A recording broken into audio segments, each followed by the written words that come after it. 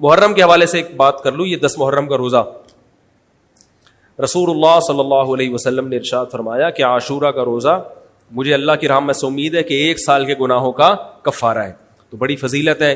رمضان کے بعد سب سے زیادہ فضیلت عاشورہ کے روزے کی ہے, 10 محرم کا روزہ. سمجھ رہے ہیں؟ محرم میں ہمیں شریعت نے کیا کرنے کا حکم دیا ہے, اسلام کیا کہتا ہے؟ پہلی بات, اسلام یہ کہتا ہے کہ محرم میں روزے رکھنا دوسرے مہینوں کی نسبت زیادہ ثواب ہے. رمضان کے بعد تو زیادہ سے زیادہ روزے رکھیں, اور اسپیشلی 10 محرم کا روزہ 1 سال کے گناہوں کا کفارہ ہے, یہ اور زیادہ ثواب ہے. پورے محرم نہیں رکھے جاتے تو کیا کرنا ہے, 10 محرم کا رکھنا ہے. حدیث میں آتا ہے کہ آپ نے حکم دیا 2 روزے ملا کے رکھو, کیونکہ یہودی جو تھے وہ 1 روزہ رکھتے تھے, صحیح ہے نا. تو یہودیوں سے مشابہت سے بچنے کے لیے ہمیں حکم دیا کہ اس کے ساتھ 1 اور روزہ ملائیں. تو علماء یہ کہتے ہیں کہ آج کل یہودی 10 محرم کا روزہ نہیں رکھتے, تو اب مشابہت ختم ہو گئی ہے. تو اگر کوئی 9, 10 یا 10, 11 کا رکھ لے تو اچھی بات ہے, نہیں تو صرف 10 محرم کا بھی رکھ لے تو بھی انشاءاللہ پورا ثواب ملے گا, کیونکہ اب اس میں مشابہت رہی نہیں ہے. سمجھ رہے ہیں کہ نہیں سمجھ رہے؟ یہ کرنے کا کام ہے.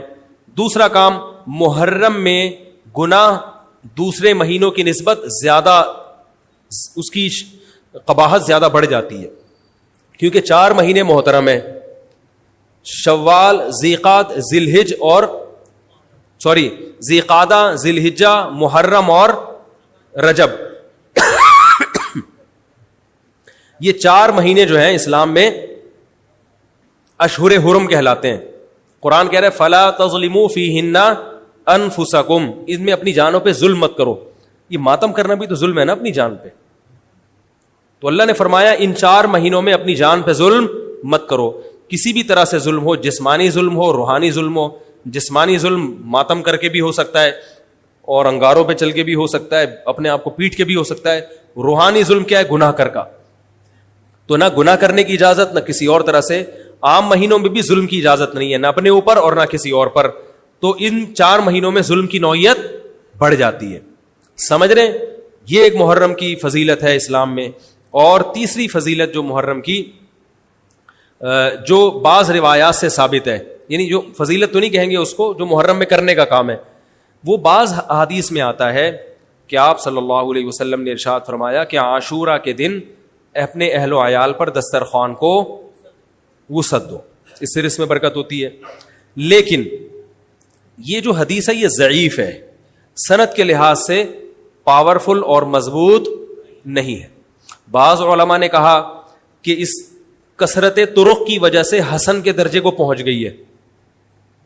ہمارے ہی بعض اکابر علماء کی رائے ہے, علماء جو بر صغیر کے علماء, بڑے بڑے علماء ہیں, میں نام نہیں ذکر کرتا لیکن بہت بڑی اپر لیول کے علماء ہیں, ان کی رائے یہ ہے کہ یہ ضعیف, اتنی ضعیف نہیں ہے کہ بالکل ہی مسترد کر دی جائے, ٹھیک ہے نا, اور تعدد طرق کی وجہ سے درجہ حسن کو پہنچ گئی ہے.